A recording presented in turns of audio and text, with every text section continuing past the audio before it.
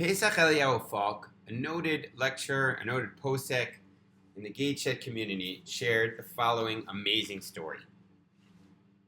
About 35 years ago, there was a young Yeshiva student.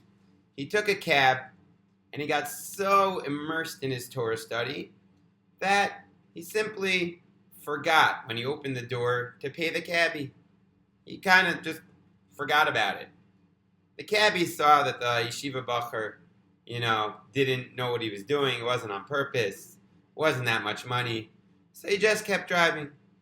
Meanwhile, a few moments later, the Yeshiva Bochur woke up from his stupor and realized, oh my God, I didn't pay that Cabby. I got to pay him. It's going to be stealing. And he's going to think that all of us Yeshiva guys, we're all a bunch of thieves. And so he started running after the cab. Now, the cab was a lot faster than the boy, but the boy was determined. So he saw that the cab stopped at a red light. He was running, and as soon as he got there, the car kept moving. The car got way ahead of him. He kept running. He wouldn't give up. About a half hour later, finally, the yeshiva boy caught up to the cabbie with all of his might, knocked on the window, said, please open up, handed him the money, whatever it was, not that much, and the cabbie was shocked. Ad po, until here? Are you crazy? You ran until here? And the yeshiva boy walked home triumphant, knowing that he'd made a great Kiddush Hashem, doing the right thing, sanctifying God's name. Flash forward, 30 years later, the yeshiva boy was now all grown up. He lived in Jerusalem, and he still loved to study Torah. One time, he sees a sign which says there's going to be a lecture on the topic of Kiddush Hashem. And that's one of his favorite topics, sanctifying God's name. So he decides to write down the name of the lecturer, and he goes to the class. It's a great class.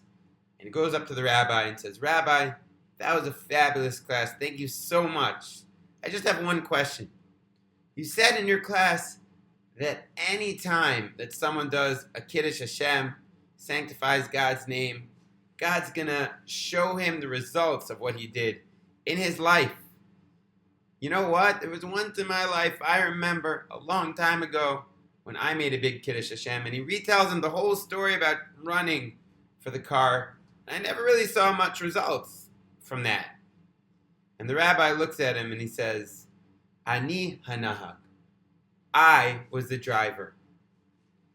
I was so inspired by that act that you did, that you ran so far because you didn't want to steal, that I said there must be something more to this whole Torah stuff. I started studying Torah, and eventually I became a big rabbi, as you can see, and I'm here before you today. What an unbelievable story. For me, a few things come to mind. First of all, the unbelievable divine providence that the man 30 years later happened to come to that same rabbi, happened to come and ask him that question. What are the odds? So many things had to fall into place, but it clearly was divinely orchestrated. But the other message that I get, again, is the power of just trying to do the right thing, trying to sanctify God's name, running after that car. I'm sure that Yeshiva Bochur just thought to himself, this is the right thing to do. God's watching over me, and I'm going to do the right thing no matter what. When we're determined to do the right thing, we know that God's watching over every single action that we do, and may we be blessed to see the results in our own lifetime. Have a great day.